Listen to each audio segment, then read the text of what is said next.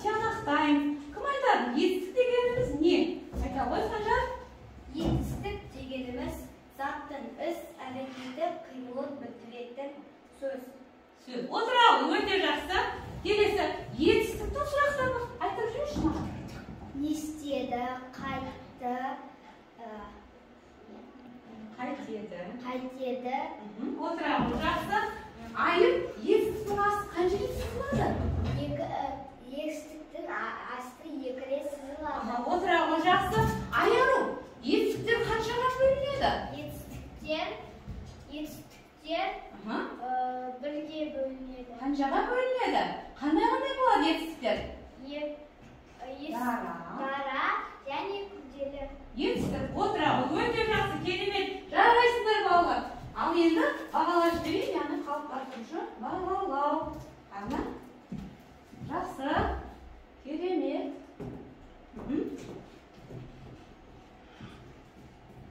Айым. Жақсы. Және Айсұлу жауап берді.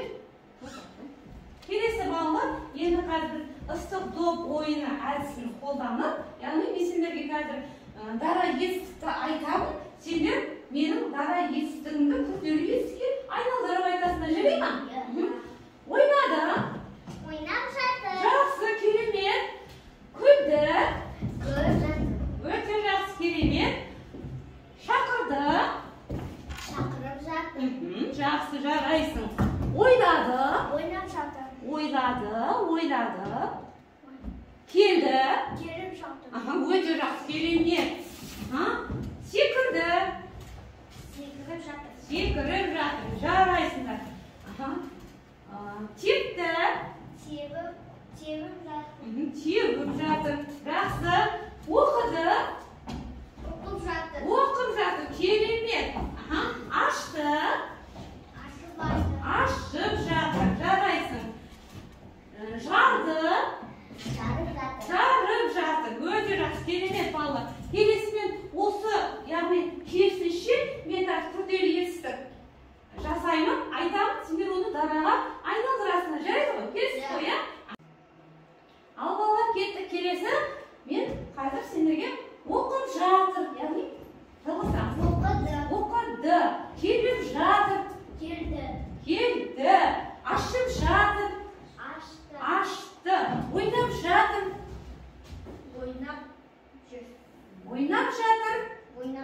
Ойнады, дұрыс. Келесі, ұйықтап жатыр.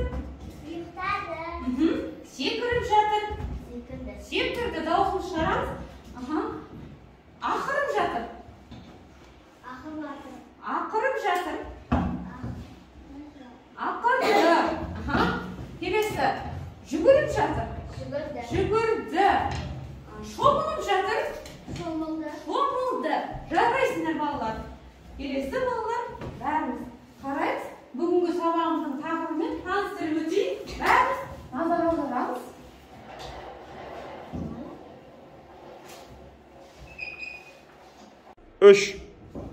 Ал жарайсыңдар балалар. Керемет, бәрің жақсы жауап бердіңдер. Қазынаға. Одан кейін амақсат. Жақсы жауап берді. Арман. Айым жақсы жауап берді. Аяру жақсы жауап берді, дұрыс. Санжар. Және Аяру. Келесі Айсұлу жақсы жауап берді. Жақсы, керемет. Және Рамазан жақсы жауап берді. Жарайсыңдар балалар. Енді балалар үй тапсырмасына не берді? Кәні кім айтады? Үй тапсырмасына не берді? Үй тапсырмасына 30-ші жаттығуды берді. Не істеу керек бұл жерде? Оқу ғой тапсырманы берілген. Не істеу керек? Қайты сұрақтарына жауап беретін сөздерді топтастырып, себебін дәлелдер. Өте жақсы, керемет. Балалар, бәріміз назарымызды тақтаға аударамыз. Мына жерде не істеді, қайтеді деген сұрақтар берілген. Енді сол сұрақтарға жауапты, яғни жазамыз. Ол үшін бәріміз ойланамыз. Қандай сөздер, қалай жазылатынын еске түсіреміз. Қай сұрақтарға қай сөздер, яғни жауап береді екен. Кім шығады? Келе ғой. Не істеді? Аха. Келесі қайтеді? Кім жазады? Қайтеді. Кел. Жылдам. Жаза ғой, қайтеді дегенге. Дәді ғой. Үлкен қып жазамыз. Үлкен қып асықпай. Оқимыз жазғанымызды. Кейді. Өте жақсы. Жарайсың. Келесі қазына. Не істеді? Не істеді? Жарайсыңдар балалар. Жақсы, керемет.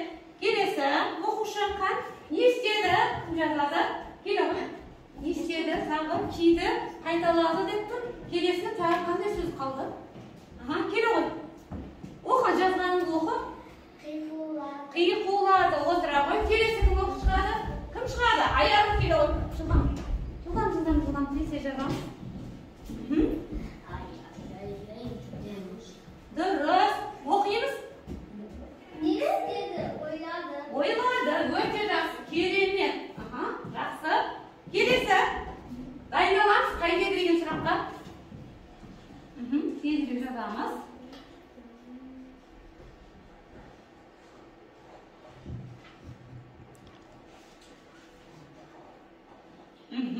Оқимыз. Шықылықтайды. Жарайсың. Келесі кім шығады? Санжар, келе ғой. Келесі сөз. Ойланамыз. Дұрыс жазды ма, жазбады ма, қазір тексереміз.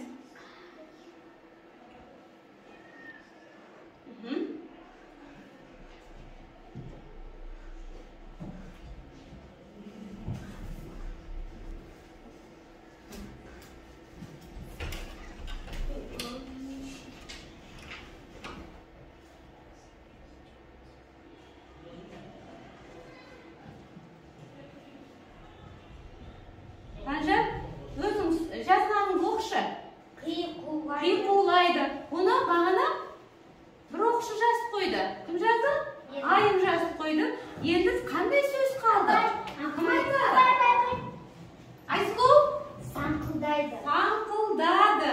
Бұл сөзді жазып қойды. Отыра ғой Санжар. Қателеспейміз, келе ғой. Саңқылдады дейді. Осының астына жазайық. Жақсы балалар. Керемет.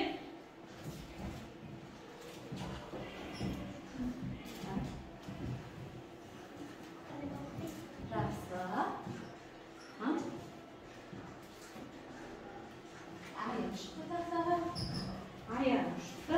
Жақсы. Келесі. Ақыз шықты. Қанасы шықты? Жақсы, жарайсыңдар балалар. Ал балалар, бүгін біз жаңа сабақ өтеміз. Сабағымыздың бүгінгі тақырыбы дара және күрделі етістік. Сабағымыздың бүгінгі мақсаты танысып өтейін. Дара етістік пен күрделі етістікті мәтіндерден таба алатын боламыз. Және екінші мақсаты дара етістікті күрделі етістікке айналдырып жазамыз. Бүгінгі мақсатымыз балалар. Ал енді бәріміз 31-ші жаттығуға назар аударамыз. Тақсаға, интерактивті тақсаға назар аударайық. Бәріміз. Яғни бұл біздің кітабымызда да тұр. Оқып берейін. Тыңдаймыз. Бір топ торғай ұшып келіп, ағаштың басына қонды. Бұтақ басына бір торғайдан қонып еді. Бір торғайға бұтақ жетпей қалды. Сонан соң бір бұтаққа екі торғайдан қонып еді. Бір бұтақ артық қалды. Бұтақ нешеу, торғай нешеу. Ал енді балалар, біздің бұл жердегі мақсатымыз, яғни мәтіннен дара және күрделі етістіктерді табамыз. Және бұтақтың нешеу және торғайдың нешеу екенін анықтайтын боламыз. Қазір бірінші сөйлемді кім оқиды? Ал Санжар оқи ғой, тұрамыз. Және тақтадағыны оқимыз. Бір топ торғай ұшып келіп, ағаштың басына қонды. Естіді. Ұшып келді, қонды. Ұшып келді ма? Жөніп қараймыз. Ұшып келіп, қонды. Ұшып келіп, күрделі етістік, қонды, дара етістік. Жарайсың, өте жақсы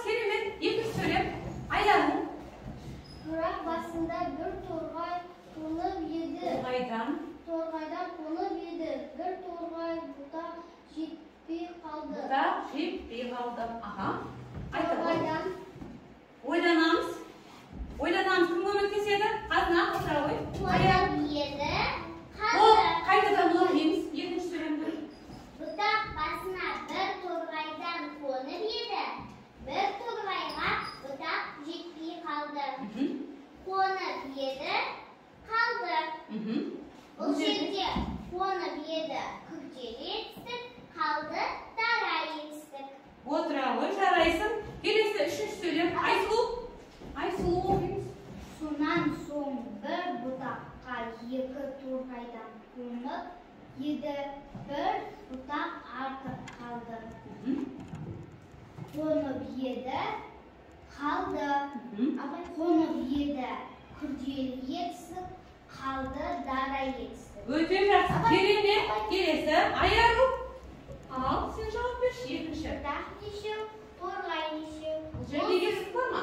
Бұл сөйлемдерде етістік жоқ. Отыра ғой, жақсы. Керемет. Ал енді бұтақ нешеу? Кім айтады? Бұтақ нешеу екен? Қалай ойлайсың? Үшеу. Бұтақ үшеу дейді. Отыра ғой. Келесі торғай қанша? Торғай төртеу. Келісесіңдер ме балалар? Иә.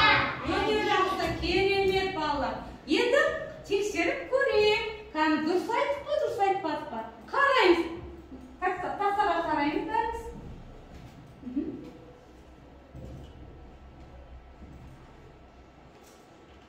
Осы мәтіндегі етістіктерді талдайық. Бір топ торғай ұшып келіп, ағаштың басына қонды.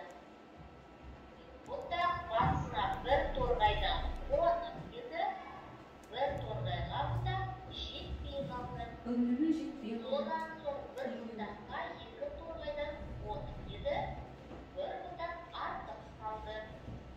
Бұтақ нешеу, торғай нешеу. Негіздеме етістіктерді тапты, яғни дара етістіктерде күрделі етістіктерді кездеседі. Дара етістік дегеніміз не? Яғни бір сөзден тұрады, ал күрделі етістік екіден немесе үш сөзден тұрады. Ұшып келіп, қандай етістік? Күрделі етістік. Қалды, дара етістік. Жақсы. Ал балалар, қазір біз 38-ші жаттығуды орындаймыз. Бәріміз кітапқа назар аударамыз. Бәріміз кітапқа назар аударамыз.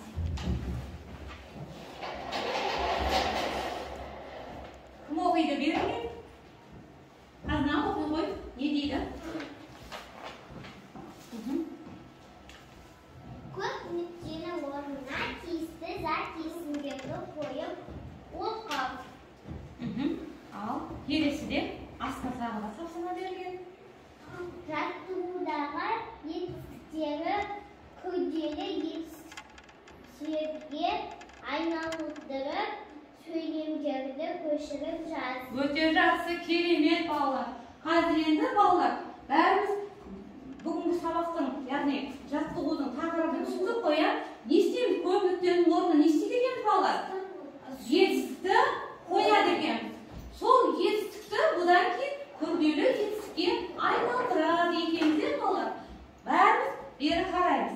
Яғни бірінші құйды зат есімді қоямыз алдына, содан кейін етістіктерді күрделі етістікке айналдырамыз. Құйды зат есімді алдына қоямыз. Су құйды. Дұрыс, өте жақсы, керемет. Келесі. Досы көмектесті. Досы көмектесті. Өте жақсы, керемет. Келесі. Айта ғой. Гүл екті. Гүл екті. Өте жақсы. Айсұлу. Қоян ұстап алды. Қоян ұстап алды. Бұл жерде дара естік болмай қалды. Қоян ұстады. Қоян ұстады. Балалар, енді осы жердегі естіктер қайсы балалар? Айта қойшы. Құйды. Құйды. Көмектесті. Көмектесті. Екті ұстады. Дұрыс. Енді осыларды не істейді балалар? Күрделі естіктерге айналдырып жазуымыз керек екен бүгінгі мақсатымыз. Түсінікті ме балалар? Ал енді кім айтады? Су құйды деген сен айттың ғой, Санжар. Енді соны күрделі естікке айналдыршы. Су құйып жатыр. Өте жақсы, керемет. Келесі. Анам көмектесіп жатыр. Жатыр.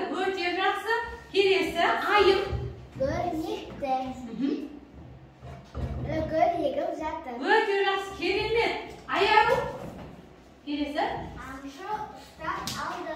Dürüst, kerime. Ballar, hadi endi dafterimizni açamiz. Tezda dafterimizni açamiz. Bugungi kunda yazamiz. Ya'ni daftarni rapsarga bag'lash berib, rapsi Aysulu kerime javob berib жатыр. Hazma o'ta yaxshi kerime javob berdi. O'ta yaxshi. Ayım o'ta yaxshi kerime. Aya, bu da javob berib жатыр. Жарайсыңдар балалар.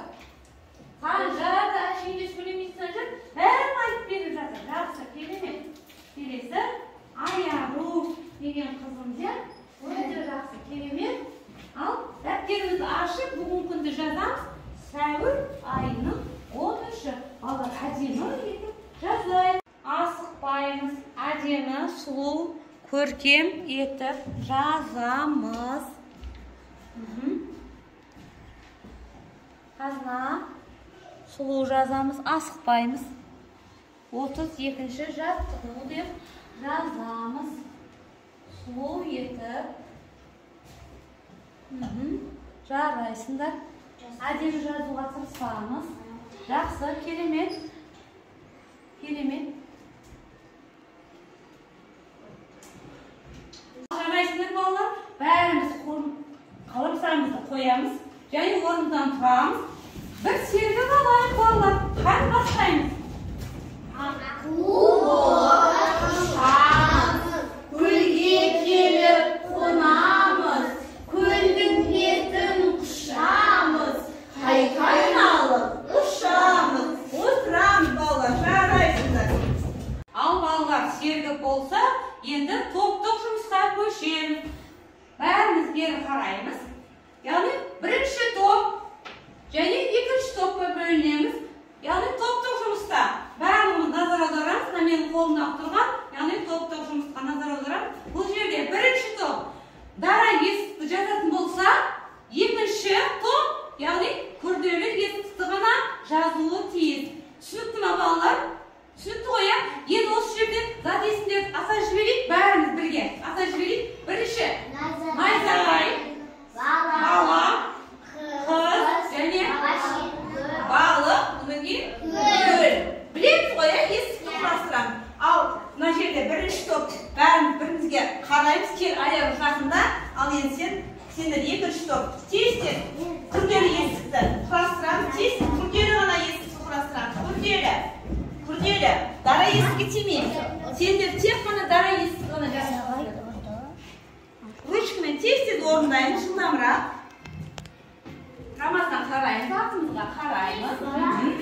Орындаймыз. Ne orada mı? O yok. Git şu. Орындаймыз. Жылдамырақ. Одан кейін. Барлықтар топтық жұмыстар жұмысты жақсы, яғни жазып, бәрін түсінікті болған сияқты, бәрін айтып түсіндірдіңдер. Бәріне бүгін жақсы деген баға қоямыз. Келесі жаттығуға көшеміз. 33-ші жаттығу. Бәріміз қараймыз, назар аударамыз. Интерактив тақтарға қараймыз бәріміз. Қарасыз ба? Ал, кім оқушы береді? Айсұлу оқушы. Оқи ғой. Көп ине. Бір сабағы жоқ ине. Іс тікпейді әрине. Өте жақсы, керемет. Осы жерде Айсұлу қайсысы етістікті ойлайсың? Тікпейді. Қандай етістікті ойлайсың? Дара есік, өте жақсы. Айым, осыны шешуі қандай ойлайсың? Кірпі. Отыра ғой, жақсы. Кірпінің орысшасын айта қойшы. Қалай аталады? Ежик дейді. Ал ағылшынша қалай аталады? Hedgehog деп аталады. Өте жақсы, керемет. Жарайсыңдар балалар. Ал балалар, қазір сөз жұмбақ шешеміз. Ал кім оқи ғой? Сөз жұмбақ 35-ші жаттығу не дейді? Сөз жұмбақты шеш дейді. Ал бір сөйлемді оқы. Таудан ағып жатқан табиғи су. Ол не екен? Бұлақ. Кел тақтарға жаза ғой. Енді маркерді ала ғой. Сөйтіп жаза ғой. Бұлақ. Дұрыс жазды ма? Қараймыз бәрін назардан орамыз. Айсұлу дұрыс жазды ма? Қате емес па? Назар аударамыз.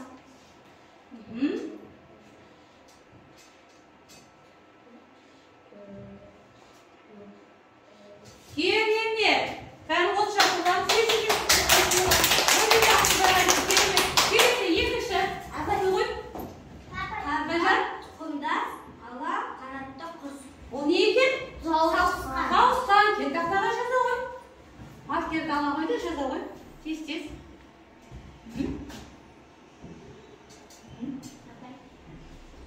сайламаймыз. Иә, жарайсың. Жақсы. Жақсы балалар, керемет. Ал енді балалар, осы жерде көк түспен берілген тұсқа қараймыз. Бұл жерде жақсы, керемет. Балалар, басым. Орысша және ағылшынша қалай аталады? Мысалы, орысша қалай аталады? Ал ағылшынша қалай аталады? Лепе. Отыра ғой, жақсы. Ал балалар, жас болсақ, енді үй тапсырмасына көшем. Үй тапсырмасы бүгінгі, ертең осы жаттығу 82-ші беттегі, осы жаттығуды орындап келесіздер. Күнделіктеріңе жазып аласыңдар. Қазір балалар, енді рефлексия, кері байланыс береміз. Бәріміз, дайын болса, ойланып отырамыз. Бұл сабақта не ұнады, қай жері ұнады, қай топтық жұмыс па жоқ, ыстық топ қайсы, қай әдістемелер ұнады, сабақ қалай өтті, сол туралы өз ойларыңызды мына стикерге жазып, рефлексия білім ағашына не істейміз? Жазып, сол жерге жабыстырамыз. 3. Ал жас болсақ балалар, бәріміз білім ағашына не істейміз? Жабыстырамыз. Ал қасына келе ғой. Жазғаныңды оқы. Қандай? Маған ыстық топ ойыны ұнады. Жақсы, керемет, жабыстырамыз. Келесі Санжар. Санжар, келе ғой. Оқи ғой. Тезірек. Маған сабақтың барлық жері ұнады. Және ыстық топ ойыны ұнады. Сабақ өте қызық өтті. Өте жақсы. Айсұлу. Өте жақсы.